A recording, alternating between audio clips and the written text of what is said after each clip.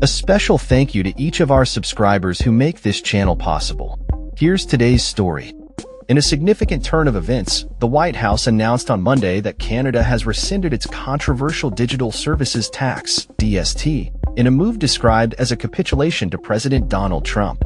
Press Secretary Karoline Leavitt asserted that Prime Minister Mark Carney's decision to drop the tax was a direct response to Trump's threats to halt trade negotiations between the two nations. This development comes as both countries strive to finalize a trade deal by July 21st.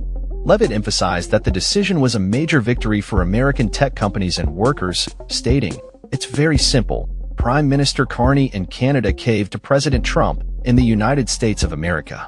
The digital services tax, which had been set to take effect imminently, would have imposed substantial financial burdens on U.S. tech giants like Alphabet and Amazon, costing them billions in potential taxes.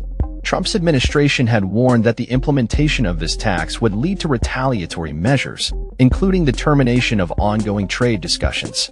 Following a phone call from Carney to Trump on Sunday night, Canada announced its decision to scrap the tax, allowing trade talks to resume. This reversal came just hours before the first collection under the new tax was due, illustrating the urgency with which Canada sought to navigate the escalating trade tensions. Kevin Hassett, a top economic advisor to Trump, expressed optimism about the outcome of the negotiations, stating that the U.S. would likely push for other countries to follow suit in dropping their own digital services taxes. "My expectation is that the digital services taxes around the world will be taken off, and that will be a key part of the ongoing trade negotiations that we have," Hassett remarked during a CNBC appearance. The Trump administration has been vocal about its opposition to digital services taxes, which it views as unfair trade practices. This perspective has been echoed by Leavitt, who criticized Canada for its initial decision to implement the tax, suggesting that it would have harmed U.S. tech firms. As the July 9th deadline for trade negotiations approaches, the stakes are high for both nations. Trump has indicated that the U.S. will reimpose steep tariffs on imports from various countries if satisfactory trade agreements are not reached. The administration's strategy appears to hinge on leveraging economic pressure to achieve favorable terms in trade discussions. Hassett noted that the administration has frameworks for numerous trade deals that could be finalized shortly after a major budget bill passes through Congress. This budget, which has been a priority for the GOP-controlled House and Senate, is expected to pave the way for significant economic negotiations.